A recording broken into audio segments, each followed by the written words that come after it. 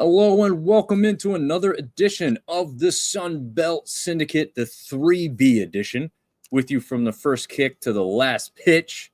And we're talking about pitches again today, aren't we, Marv? Yeah, we're talking baseball again. I love it, man. We had some good, some bad. Oh, TJ's jumping in and saying, "What's up, boys? What's going on, TJ?" The baseball man himself, you and TJ are like the baseball guys. Seth's obviously a big baseball guy, not joining us again this week, unfortunately. But yeah, we're getting into it, right? I mean, like it already feels like it means more than it did just a week ago when teams are winning and losing, right? Yeah, I mean, like you said, it's good, bad, and ugly, right? Some teams are kind of moving up, other teams are kind of moving down. But man, this is if I'm not mistaken, this is the last weekend of non-conference weekend series. After this weekend, I'm pretty sure we jump into conference, which for you and I makes things a heck of a lot easier because now we get to focus on 7 series versus 14. But yeah, it's it's baseball season now. Yeah, and we've got some really big ones coming up. It's like you don't take a breath. I mean, we talked about it, what this conference is, what we don't consider it to be, what we do consider it to be, and the slate makes it feel like we're not lying when we say that. Like these teams have scheduled tough. I mean, you look at a lot of the out of conference stuff that a lot of these teams scheduled. They didn't go easy because they knew what they were going to get into when they got into conference. So you got to be battle tested when you get in. Now, are you playing some easier teams on the weekends? Maybe, but you're probably picking up a pretty difficult midweek game. But yeah, no, everybody's just trying to gear up because they know the gauntlet that they're going to have to face here in a couple weeks. Yeah, absolutely. And it is going to be a gauntlet. This episode, like we shared earlier, is called Ranked and Stanked. I know it doesn't really, it's not proper grammar and we don't give a damn. But yeah, I mean, we have ranked teams. We played ranked teams, and then we had some stinkers. And luckily we didn't have too many of those, but we do have to mention that there were a few of them. Chad's picks wasn't too bad. But we'll talk about his picks. So he's saying, let's just skip who got it right in the rankings and get to those matchups. Oh, man. And we did throw Seth a bone. So I think that is the very next thing we're going to talk about. Yes, it is our weekly picks. Let's go full screen here as we discuss this. Now, first and foremost, Marv, we know that Charlotte and ODU did not play a 3-game set. Only played 2. Played 2. I will say I am struggling to understand why they didn't try and get 3 in, right? Like Friday got washed out. Yep. Canceled, and then no.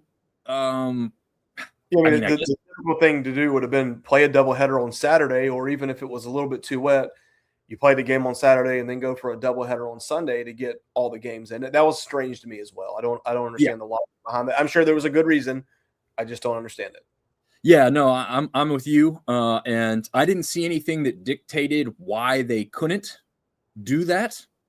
So that was kind of the strange thing there. But regardless, it didn't work out. We did throw Seth a bone. We didn't completely wipe out the series because I think the picks are still relevant.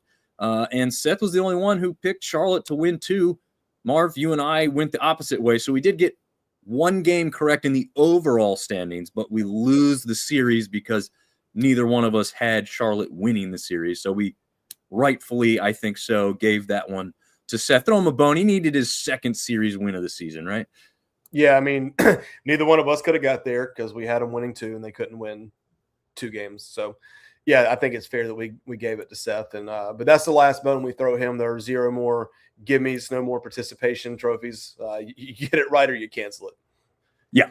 No, I think that's right. I mean, that was just an odd one, and I'm like, man, of course it's I don't think there was a single other cancellation. I don't even know if there was another game that was moved all weekend, to be honest with you.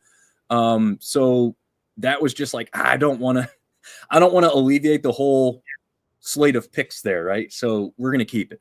But we'll go down to the next one, Marv. You and I redeemed ourselves completely in that one, and Southern Miss sweeps Lotzak. And a little bit surprising, Chad said he didn't want to talk about it.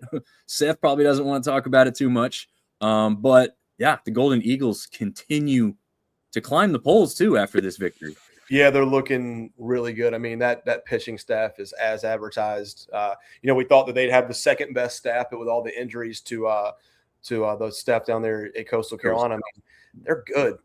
Like their Friday, Saturday, Sunday guys are legit, and their offense is doing plenty enough to win them baseball games. So, no shocker, they should stay at number one in the power rankings this week and looking like the best team in the conference. We got a fan base. We'll get to that in a minute. I'll hold off on that comment, actually. But yes, I don't think there's any doubt that the best ranked team and the best team win streak wise in this conference will hold the top spot. I mean, I think we'd lose all credibility if we switched that for any reason. Clear number one. How's that? Yeah. Chat says, I will if you want me to.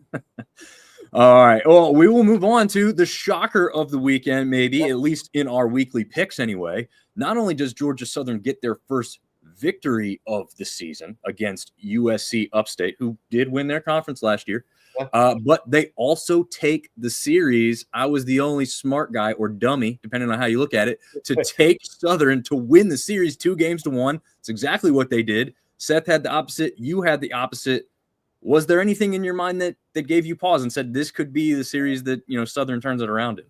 So I thought they'd get their first win, but the way they were playing going into that, and Upstate played against who they play against in the opening weekend. They played against the Sun Belt team.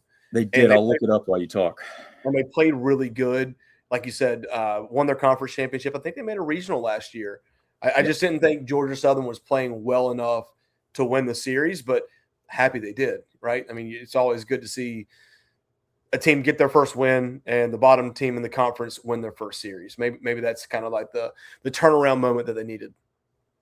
No doubt about it. USC Upstate lost the opening series to South Alabama 2-1. They did take one from the Jags. But that's another good team. We haven't really talked about them in this episode just yet, but I'm sure we will. But yeah, this is not nothing. And again, I'm going to hark on the fact that if you're just watching scoreboards and saying, well, Georgia Southern's terrible, they have a terrible record. I mean, they do have a terrible record. No one will disagree. I would think even the team would agree with you there. Yes. But if you look at how that record has been made, it's not like they've been completely blown out by these bad teams. There's some ugly ones, but those teams have all been very good thus far. So credit to them for scheduling tough. It's just unfortunate that it's going to not be great until they can, really turn that record around before people start recognizing that, it was a tough slate, but now you're making it through it. Before we move on, the first 4 games were against ranked teams, right? They had a series against West Virginia, then Georgia Tech, kind of a sloppy loss to Georgia Tech, then kind of a sloppy loss to South Florida. But, glad they got the first one. They got the Citadel this week, who, if I'm not mistaken, the Citadel beat Coastal. So, yeah, I think you're right. So Citadel's doesn't get much easier. And then the Tennessee Tech, then Clemson. They definitely didn't. They didn't schedule easy. I think they probably would have expected a couple more wins than what they have right now. But once again, baseball's a momentum sport. You win a couple, you start to believe, okay, yeah, we can win baseball games now. And you put a couple together and, just go win the conference. That's all you got to do. Right. Yep. BC Guy 81, a Southern Miss fan, says, we were expecting good pitching, but I was pleasantly surprised by the bats. And the bats have come through a couple times in these games at necessary times too. So this isn't just, we got lucky in the first couple innings and the other team couldn't catch up. No, they've needed to come back from behind and, break a tie, a couple different situations that they have overcome and come up clutch. So that's also another mark of a good team. Expect them to kind of keep it rolling as we go through here. But again, doesn't stay easy. This doesn't get any easier before we get into how some of these teams got to this point. These are the power rankings as of the weekend, right? This is going into the weekend. So if you see some weird placements here, here's the first one that I said I will mention later. Texas State will not remain at number 9. No, they will not. I don't know. I think it's possible that one or two of us out of the 3 weren't paying close enough attention to Texas State, to be honest with you. And maybe some of it also is like expecting them to be like perfect at this point. I don't know. But it wasn't just one specific thing. It wasn't one person had them at 14 or something stupid.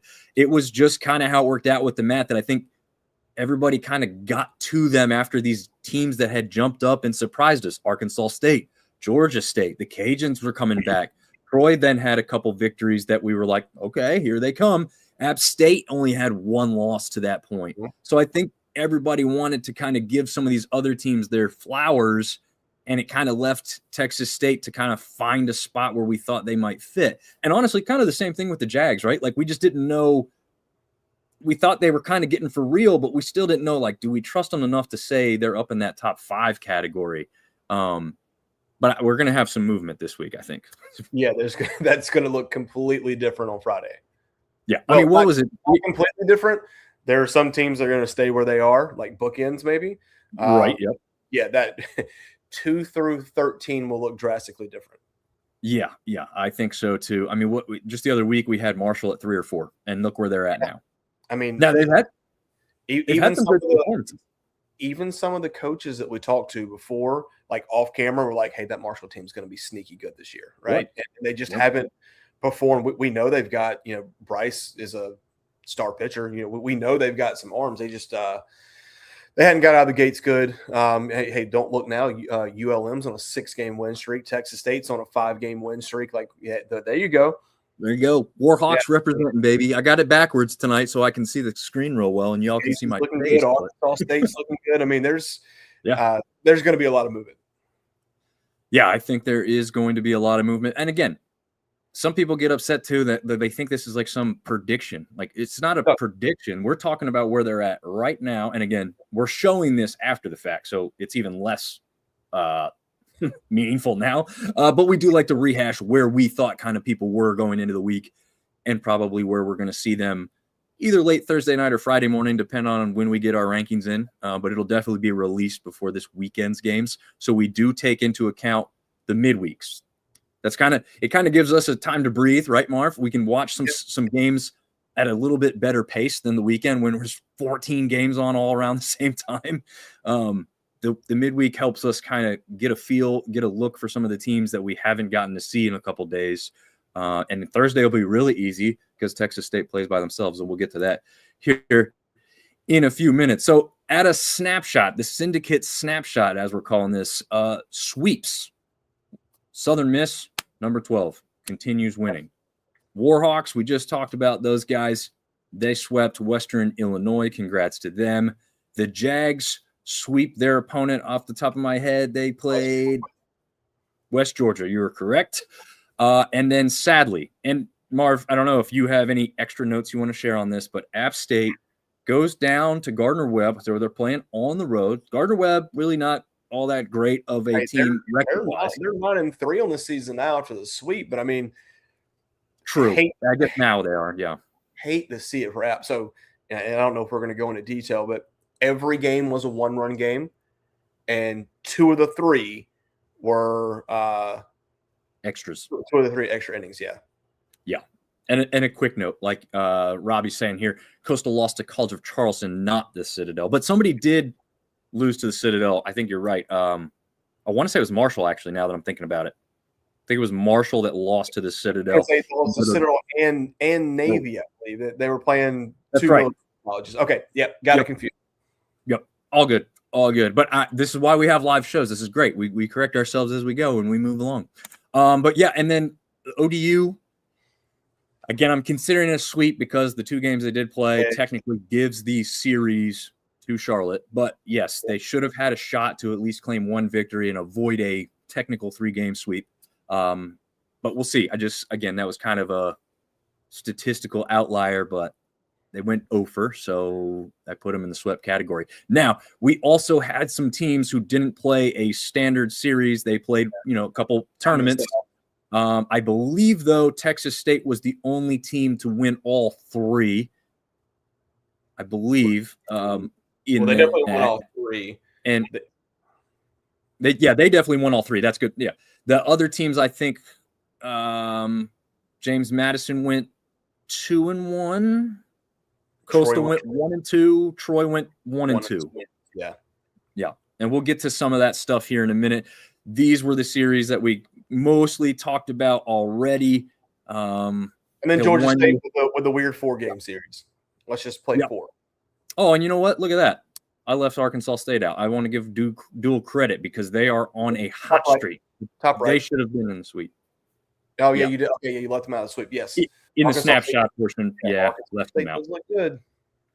They do look good. The Cajuns, we hadn't quite talked about them getting another California team that they took the series victory over. They did not get the sweep again, but they got the 2-1 victory again. Georgia Southern coming up big, getting not only their first win, but their first series win, which is even bigger and a better deal for them. Marshall getting the win over Butler.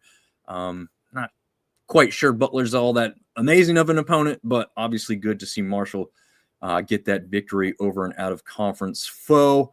Any news or notes on these games I missed? No. I mean, I'm sure we'll start to. Yeah. Well, I just want to mention, like, Georgia State going into Belmont. Did you think there was going to be any issue with, like, Georgia State winning the series there? I thought they would have won the series, yeah. Yeah, and they had 4 games to do it. So they could have won 3-1, 4-0, but they split with Belmont in Nashville. This is a Belmont team not really all that great. Kind of a road test for Georgia State that didn't go so hot. Yeah. But yeah, that was one of my bigger surprises for the weekend. Again, I picked Georgia Southern to win their series, so that one's not shocking to me. I was taking a chance. I'm not like some genius, but Georgia State was the surprise to me with where they were at, how they were rolling, where we thought they were in the power rankings to come out 2-2 against a Belmont team that, I mean, they're not putting the fear into anybody. So I was a little surprised on that one. Yeah, I agree. That and the App State series were the 2 big shockers. That's true. The biggest shocker on this page to me right here, though, when we texted about it on Friday night, Troy losing to Western Carolina. Yes. That shocked. Yeah. We knew that they were going to be in Greenville for this tournament. And we knew they were going to play ECU, and they ended up playing Rutgers, which is the team they got the victory on. But yeah, Western, I agree with you. And Western's not great this year, right? I mean, they're not record-wise anything impressive, right? I haven't looked, but traditionally a decent baseball program, but you expect Troy to handle them, especially the expectations that Troy had coming into the season. You would have expected them to easily handle a Western Carolina. I honestly, looking at their schedule, thought that the ECU game was going to be a tough game because it was at Keith LeClaire Stadium in Greenville. Knew that would be tough, but would have expected them to take care of business against Western and Rutgers, which they did beat Rutgers. But, man, that one shocked me. That was the biggest shock of the night for me on Friday.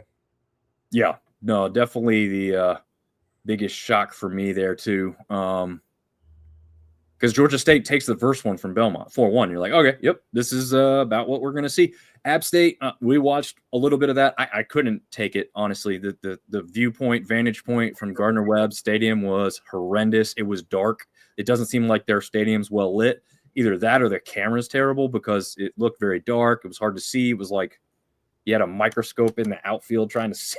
It's just like, this is not working for me. And I don't care to look up names and stuff like that. And it's not like they didn't have knowledge, but the announcers didn't give me that like feel that I wanted to keep with. The announcers did not overcome the bad video quality.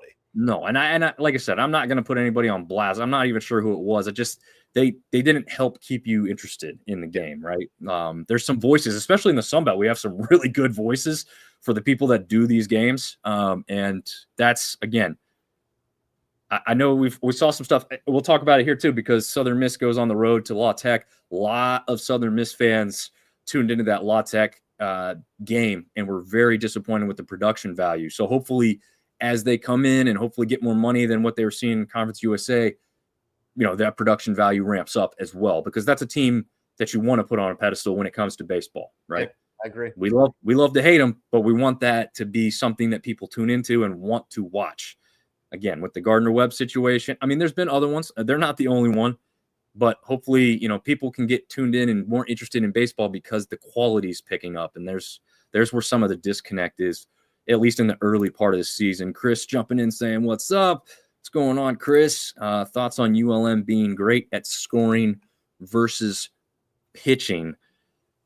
Yeah, I mean, the thing with ULM, and we'll talk as we jump into the next day here, they win that first game 12-5 against Western Illinois. The next one 11-4. I don't know if that's more of like a good enough test to say like that gives us a good feel where ULM is at against better competition. I mean, I'm simplifying the question a bit, but I think they did exactly what they should have done against that level of competition. They didn't go. allow a ton of runs. They scored a ton of runs.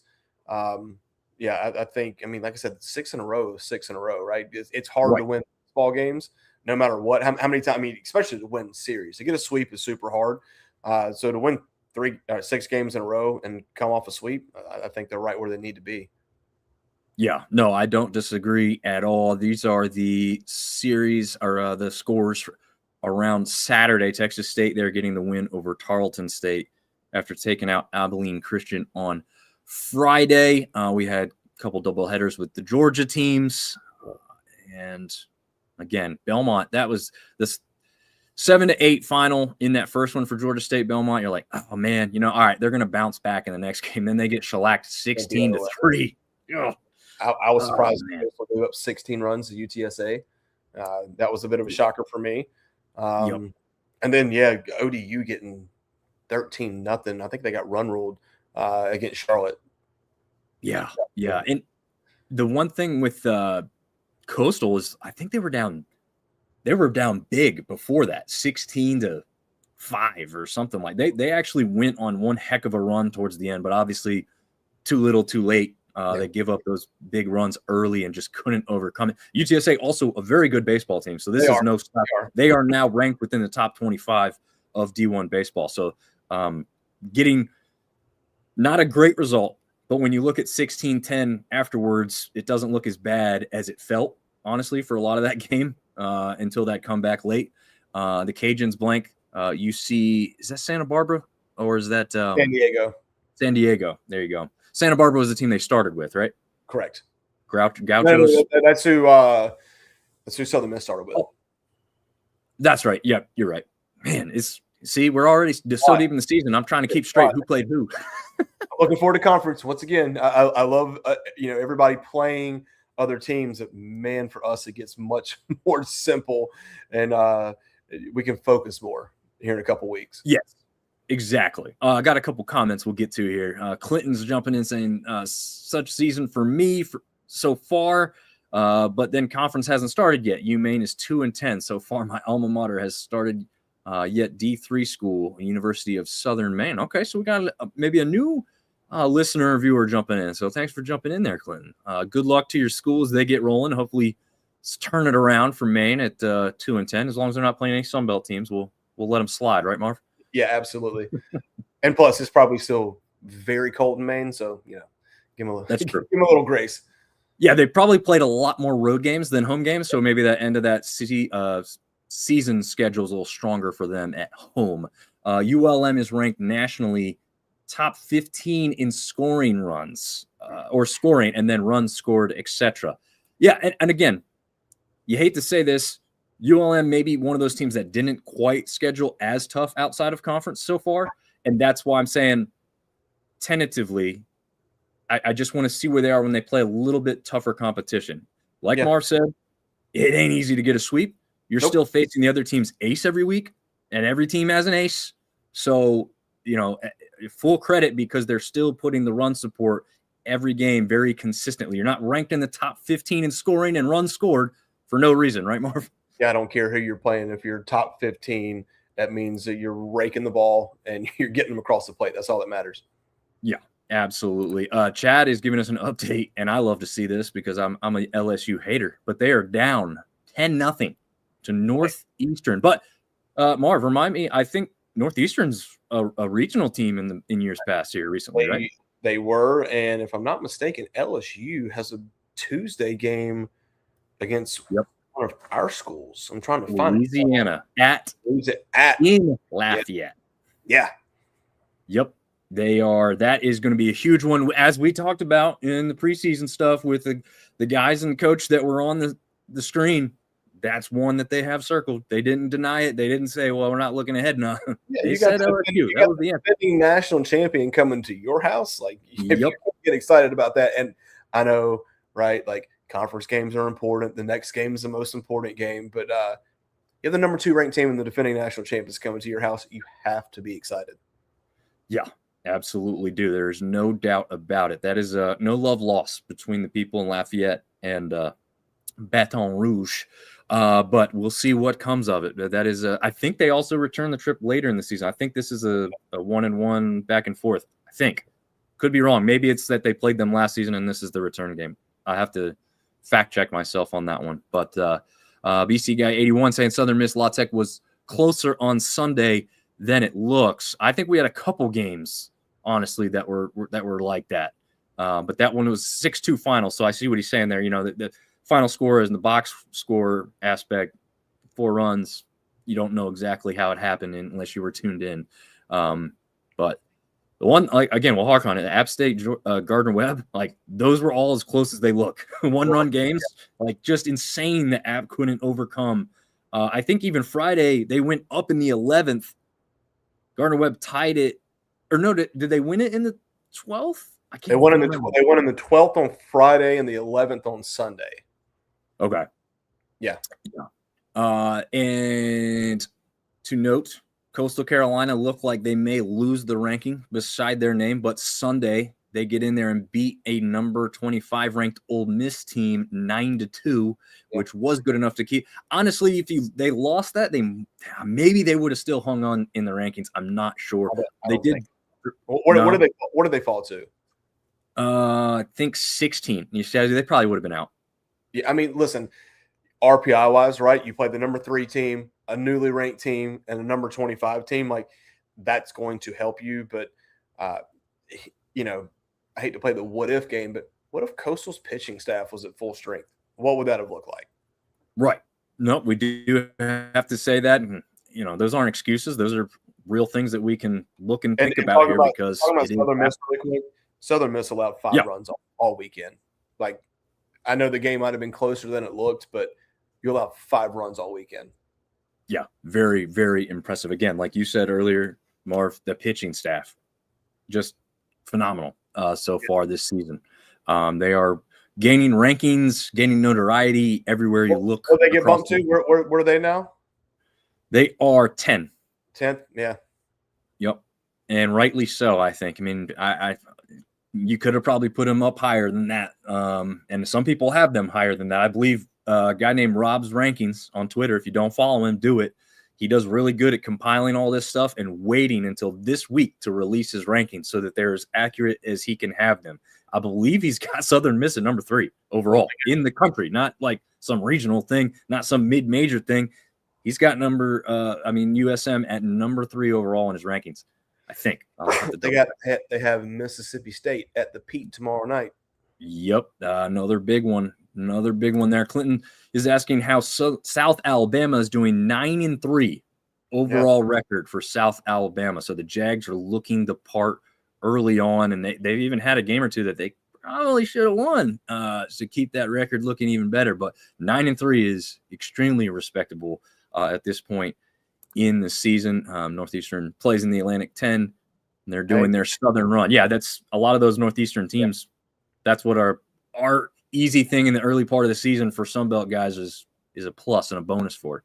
South Alabama's got a big series coming up this weekend too. That same Louisiana Tech team is coming to see them. So I think that's going to be a really good judgment series to see, like, because I think you and I were talking, like, I think South Alabama's a sneaky good baseball team. Like, are they who we think they're going to be? Yes.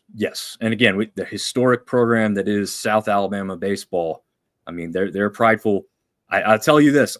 I'm not going to hark on all the stats all the time, but when we've done South Alabama baseball previews, some of you would be shocked to know that they are pretty much, if not the top, they're like 2 when all the stats come out about how many people have tuned in, viewed, or listened to their shows. And I'm talking, we're talking about the Cajuns being on here, Troy being on here, Coastal being on here, and South Southern Alabama is always up there at the top. So Yeah. they are a baseball school. They just haven't been up there at the top in a little bit. But What was the text that you sent to the group that series win that they had was the first one since 22? Or the first sweep since 22? First sweep, yeah. Insane. Crazy. Yeah, it's absolutely mind-blowing that a team has kind of fallen from grace that far. But again, we think that they might be ascending here a little bit, especially in this early part of the season. Chris jumping in saying, great job, guys. First time here and appreciate you. Man, we appreciate the comment. Really like that, Chris. We do it because we like it, but we also like that other people like it. Right, Marv? It helps. We're not here just to entertain ourselves. No, we are not. TJ got another comment for us. This Coastal team is down their ace, another projected starter, and two of the nation's three best relievers. Tough break. Yeah, they're definitely not at full strength. And when they get back to full strength, unfortunately it's going to be like, I think, what was it, 8 weeks that we heard for at least two of those guys? They're probably looking Easter-ish, a little after Easter, before they're back to full strength, which – man, you hope they don't slide down far enough, because I think once they get back to full strength, I think they're one of the top 3 teams in this conference. I think they're going to be a little bit too far behind Southern Miss at that point. But you hope it's not too far gone that if they get back on track and play to their potential, that the damage has already been done. Yeah, no kidding. It's going to be hard to overcome on some of those aspects. Again, early part of the season still going to matter. I think midweeks matter than some people think or like to say. But yeah, I mean, every win is going to be massive from here on out so that they can stand a chance when they get back. I also like when somebody says somebody's out for 8 weeks, I always take that with a grain of salt, because as an outsider that's not close to the program or have inside knowledge, like, does that 8 weeks mean like that's their time to recover, and as soon as that 8 weeks is done, boom, they're in the starting lineup? Or does that mean 8 weeks fully recovered, but they have to get back up to like game speed, so it's going to be another week or two before they're fully integrated, Well, that's a good question, and you're talking about pitchers as well, so there's a ramp-up period, right? Like, if you've got elbow soreness, like, even when you come back, you're not throwing 80 pitches. You might get 30, and then wait and see how it feels. Like, so that's a good question. Is it 8 weeks until you're available and then you've got to ramp up, or does that 8 weeks include your ramp up period where you're throwing simulated bullpens and kind of getting back into game shape? Yeah, absolutely. Shannon Gonzalez, I love this, man. We're seeing a lot of new names tonight, and I'm loving it. Shannon Gonzalez jumping and saying, how about the Jags pitching? Yeah, I mean, again, they're just all the way around. We see Daniel Gonzalez. I see the connection there. It's pretty good. Yeah, he's very good. He's very good. But no, I mean, they are doing very well, and Daniel's definitely standing out on the mound for the Jags in the early part of the season. We love to see it keep up. The Jags were, over the last 2 seasons, one of our favorite teams to interact with. The people behind the scenes make it easy to deal with them when we've requested interviews. We've got cell phone numbers. We've got Nate Wood on the team, who we love as a personality, more than just baseball. So yeah, I mean, this is the fun of it, and glad to see Shannon tuning in and checking out the show. Basically, what Dom is saying without saying it is we try to be super biased, right? Yep. If there's a team that we want to pull for, it's those guys, because they've been great ambassadors to us and the conference, and they just got good people in their program. Yeah. And shout out to, again, Coach Maggs, who's no longer with the program. He's moved on to scout for Major League Baseball team. But this guy really got us started. Like, he got our foot in the door when we couldn't get ourselves in last season. And that has catapulted us to have a little bit easier time. And he's not the only one, but he was probably the first one, right, Marv, that really got us rolling. Yeah, he was the most instrumental. I mean, we got off the podcast. He's like, man, I love this. He's like, who do you not have on your show so far? And we were like, this team. He's like, I'm sending text messages to everybody. They'll reach out to you. And like 75% of them did. Yes. Yeah. And the ones that did all came on. There wasn't a single one who was like, yeah, I'll see. And then, ghosted you. I mean, it happens a lot in this industry that someone says they'll do something or try and work on something and nothing comes of it. Some of that stuff is real because people get busy and they really and truly do forget. But all those guys came through and jumped on the show last year. A lot of them either returned again this year or got us somebody different, which we also love, right? Like we want to know more people. And a lot of the coaches, man, I enjoyed every single coach we had on this year for different reasons, and really, really had fun with those preseason previews. TJ saying also worth noting, stress fractures typically take 13 to 15 weeks. Is 8 weeks accurate? According to Kendall Rogers on X, and he posted Coastal Baseball right-handed pitcher Cameron Flukie and left-handed pitcher Hayden Johnson, Coastal's top 2 starters, are expected to miss at least 8 weeks due to injury. Flukie is dealing with a stress fracture in his rib. Johnson is a stress reaction in his elbow. So at least 8 weeks. Yeah, and part of me wonders if the at least 8 weeks is like both of those guys have something they might like. If this was the end of the season, they're in the College World Series, they might try and push through some pain or play through. You know, I'm not saying you can. I'm just saying you might try. They're obviously not going to do that now, right? Like, let's save these guys. We believe in our depth. We want to show our depth. We also want to get some of our guys, maybe in the early part of the season, experience they otherwise wouldn't have. So it's not the worst thing, but that'll pay dividends later in the season and in the next year. Yeah. The other side of that is both of those guys are projected to be extremely high draft picks. So if the season is too far gone, do you bring them back and risk it? Right. And you have to wonder behind the scenes, like, now we know NIL and everything's a part of this, but there's some agents back there saying, hey, not only you, but me too. You know, we want to get that contract, that larger contract once we step up here, when your college career is over. We want you to be healthy to do that, because that's how it's going to work. And we have to play it smart and not push ourselves to the brink to have a short career, even with some accolades. Yeah. Let's have a prolonged career. And a lot of guys are doing that. And I mean, I never did it, right? Marv, we weren't at that level, but it makes sense, right? Let's prolong what we're doing. It'll be interesting to see. I mean, listen, those guys are not highly rated because they don't love to compete. So if they're healthy, I'm sure they're going to want to go. But I think it depends. You know, I personally want to see both of those guys back. They're two of the best pitchers in the conference. You want to see them on the mound for their team, but we'll see how it all plays out. Yeah, absolutely. TJ saying maybe they knew about it and wanted to see if Flukie was ready. We'll never know, but something to keep your eye on. Absolutely. Want to get into Austin's questions. We're going to get back into the preview in the upcoming week as well. Austin's got a question here. Thoughts on Texas State and their best start since their historic 2022 season. Yeah, I mean, let's be honest, Marv. We don't look like the smartest guys having them at 9 before this week started. I will say this. I don't know if you remember exactly where you put them. I know you had them way higher. I think I had them 6. If I'm not, I'd have to go back through and look. But, I mean, listen, they beat UTSA, which is a big win, right? They did lose to Baylor. Took 2 or 3 from Gonzaga. They swept Niagara. And then get the sweep, even though it was a weird. They played Abilene twice and Charleston once. But man, they won 5 games in a row. They got a 4-game series with Washington State this weekend. So I think that's big. Then they play Texas, and then they open up at ULM. It's like we said earlier in the composite rankings. They're on the right side of the screen. They will not be on the right side of the screen this week. There's zero chance.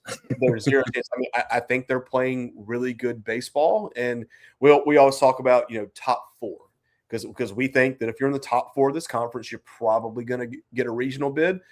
Right now, they look like they could be a top 4 team, but we're still pretty early, 10 games, 12 games into the season.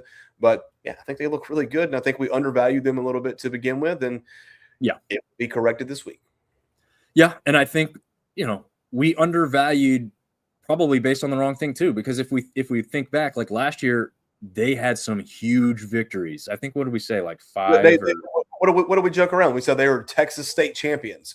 Exactly. They beat Texas. They beat all the big name teams in their state. They just didn't win enough conference series or get the sweeps when they won. They had a chance to get the sweep, but I mean, early in the season, they look good. I think they have a big test this weekend. 4 games against a Pac-12 team is going to be or whatever conference Washington State is in now. I forget. Honestly, it's either they're in the Pac-12, which is still just Pac-2 for baseball, or for baseball they're kind of independent. I'm not really sure, but obviously the cool part for Texas State in this is that they're playing the Sun Belt schedule, but they're getting like a preview of Pac-12 baseball for next year because they played Gonzaga, as you mentioned, and they've got this 4-game set against Washington State. I thought it was a mistake when I first saw it. I was like, wait, they're playing Thursday. I was like, nobody plays Thursday because you got weekend sets. And then I'm like, oh, wait, they're playing Friday, Saturday, Sunday too. I thought, okay, they're playing Thursday, Friday, Saturday. They're avoiding Sunday for some reason. Nope, they're playing 4. Well, I guess it probably helps Washington State, right, to travel down to Texas. Makes sense. Play, that maybe. I don't know. Yeah. And listen, Washington State, they're 5-6 on the season. They did beat Alabama. They took 1 from Alabama this weekend. So we know they can play. Early in the season, they took 1 from them. But you take 3 out of 4 from them, and like you got some momentum going into conference. Oh yeah, because you sweep them and they're top 4 for sure. But it's good to see. Hate to see a team that's leaving get better, but they're here this year. We'll take credit for them. Yeah, exactly. Slam Marcos is alive and well. Again, especially before they leave the Sun Belt, they want to go out on top. As we know, last season with some injuries didn't work out to their favor. A very similar team now that we're thinking about it, like to Troy, right? Like Troy had a good season, wasn't overly great, and unfortunately didn't end in a tournament bid. Same type of thing for Texas A, because you point back and you're like, look at all these wins. They beat the number 1 ranked team in Texas A&M on the road. That stuff's not easy, but it didn't work out for him in the end. Neil chiming in saying pitchers just have to sit because of the money. No lies. Marv probably knows that better than me because he's dealing with kids that are doing it at a younger age. But, I'm sure you still have to save kids at this age and stuff too, right? There's 2 philosophies at the age where most of our kids are playing. There's we won't pitch a kid. Like my son pitched 59 pitches on Saturday.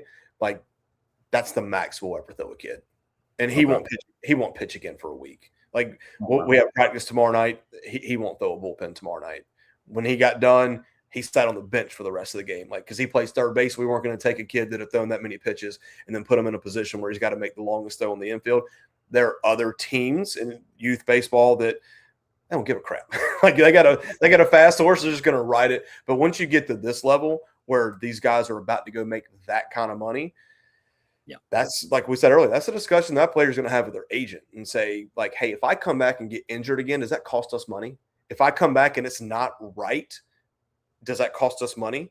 Or if I come back and I look like everybody thought I was going to look, does that secure the money? So it's true. Little different, but the arm's a funny thing, man. You get 1 of them or you get 2, right? But you only get to throw with 1 of them typically. You need to protect it, especially when there's that kind of cash on the line. Yeah. Not many guys can throw Major League Baseball level baseballs with 2 arms.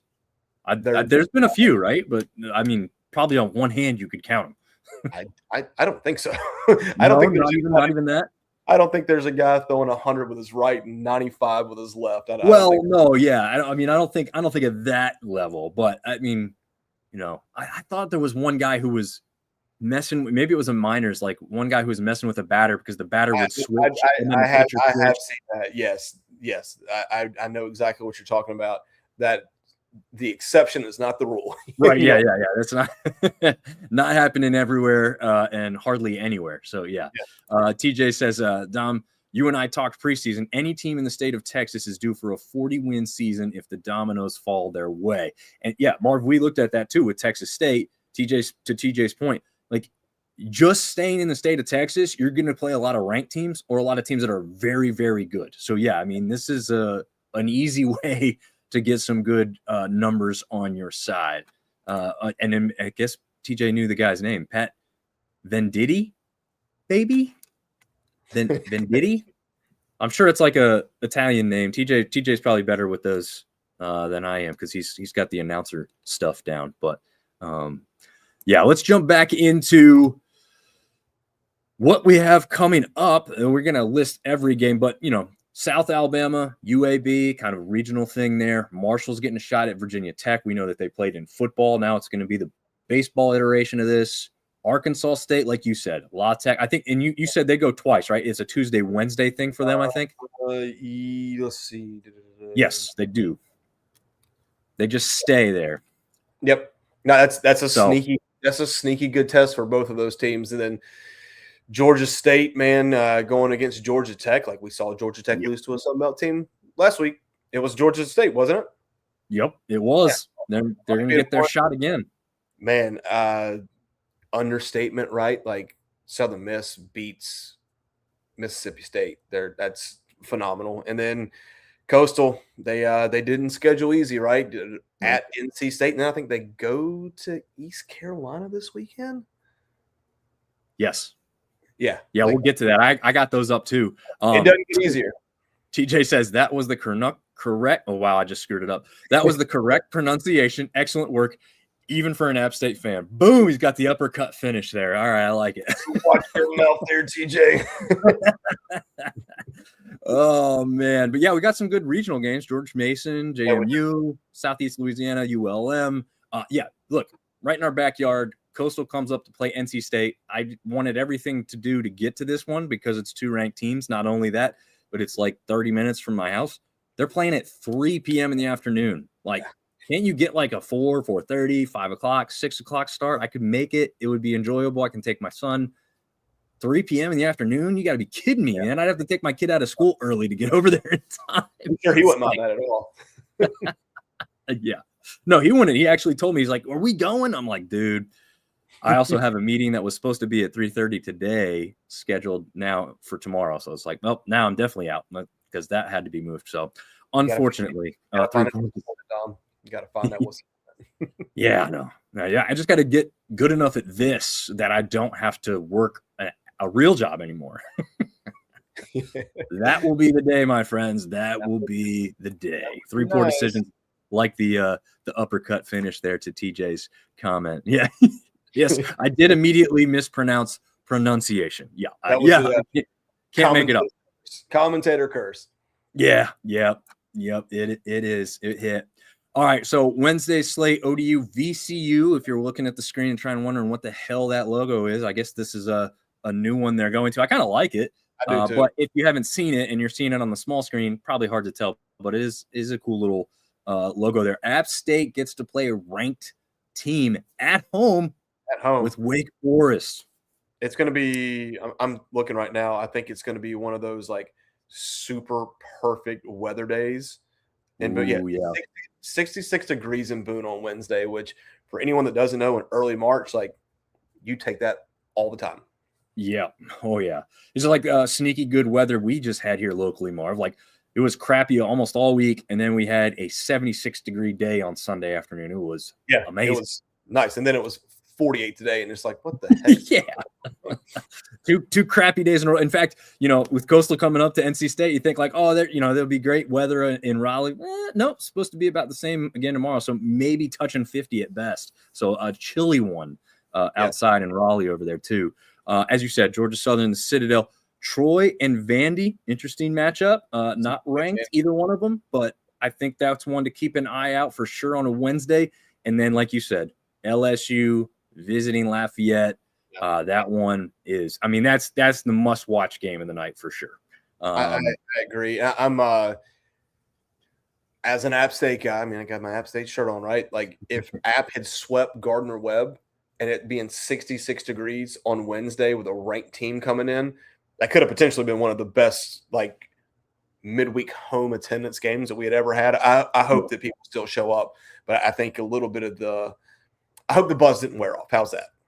Yeah, I think the other thing too that I'm seeing a lot of these baseball teams try and do at the college level, they're kind of, I think they're stealing it from the minor leagues to some extent. Like sometimes the matchup isn't going to be the draw. The draw, like you said, Marvin, just a second ago, is the weather. Like, hey, come outside, experience just a beautiful day, and you can have an ambiance of a game going on at the same time. And then that's when you get people sucked in a little bit, because if you present them with a good game and a good product, now they're like, well, yeah, it was a nice day, but also that game was fun. Like, yeah, I'm coming again. Yeah, exactly. So, sometimes it's baby steps for some of these programs. And that's not just somebody. I'm talking about just college baseball in general. There's a lot of people saying, well, I love college baseball. Why don't more people? I mean, you got to do all kinds of different things, see what works. I mean, you can't quite go Savannah Bananas level, but you can do some small things that maybe they bring in outside of the field that can work and bring people into your stadium. I know specifically, not only App State, there's a couple other ones, but App State specifically allows you to bring your dog into the field. They do, which is really cool. So, when you do those types of things, people that have a dog or two, I can't go to a game. It's 3.5 hours long sometimes. No, take the dog with you. Now you don't have to worry about getting home in a rushed amount of time. But one last thing on attendance really quick. Yeah. During the football show, we had picked on Arkansas State for their attendance. Arkansas State's Saturday game against Arkansas Pine Bluff set their all-time attendance record for a baseball game. So shout out Red Wolves fans. Way to show up.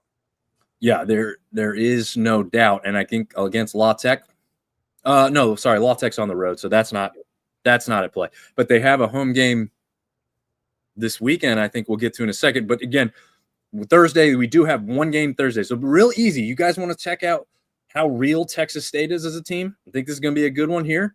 Washington State at Texas State for the first of 4 in a row. But again, easy to take in because it's the only game Thursday. The only thing you got to talk about is if you're a Sunbelt fan, you're going to be watching some of that conference tournament down in Pensacola. So there is that aspect. And if you're watching this, interested in some Sunbelt basketball action, Zach and I are going to jump on. I don't have an exact start time for that because we don't know exactly how long this show is going to take. We'll get ourselves together and come back at you shortly for that live show. But yeah, be sure to tune in to that. Now, Trump Sunbelt basketball. Sorry, buddy. Oh, no, it definitely does. I fully agree. I mean, we talked about numbers. I got them to back up that statement full-heartedly, and I've shared them with you, obviously. But for our viewing audience, this is a baseball conference to the core. Again, not a mid-major because we care too much and our teams are too good. What other mid-major quote unquote conference is putting 2 ranked teams into the top 25 and having them there consistently? No one. So there's the easy argument. I didn't list out every single series this weekend because we have some that aren't going to stand out. Yeah, go ahead, Marv. Start it off. I mean, we've talked about it. La Tech at South Alabama, Washington State at Texas State, Raging Cajuns at Dallas Baptist. That's sneaky good. ECU's not ranked, but always a solid team. East Tennessee is better than most people think. They're going to give JMU everything they've got. And then Maryland Troy, I mean, like, just count it out there, right? That's 7 of our teams that are playing phenomenal baseball teams this weekend in their last weekend series before conference. Yeah, I think Charleston Southern and Georgia State might have been the only one that I didn't think I heard you say, but Charleston Southern record-wise, phenomenal. I think they're like 7-2 on the season or something. So this is a serious test for Georgia State at home. They'll get the bus lot boys down in Atlanta. So that's going to be to their advantage, I think, because we just saw what happened when they went on the road against Belmont.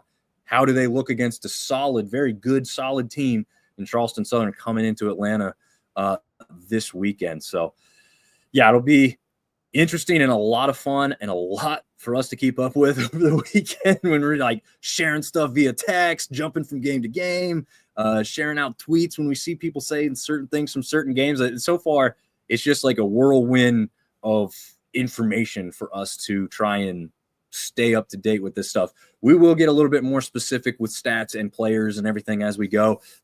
We're just kind of slowly getting ourselves and everybody else into it by kind of doing the overview of the teams, and it still takes us an hour.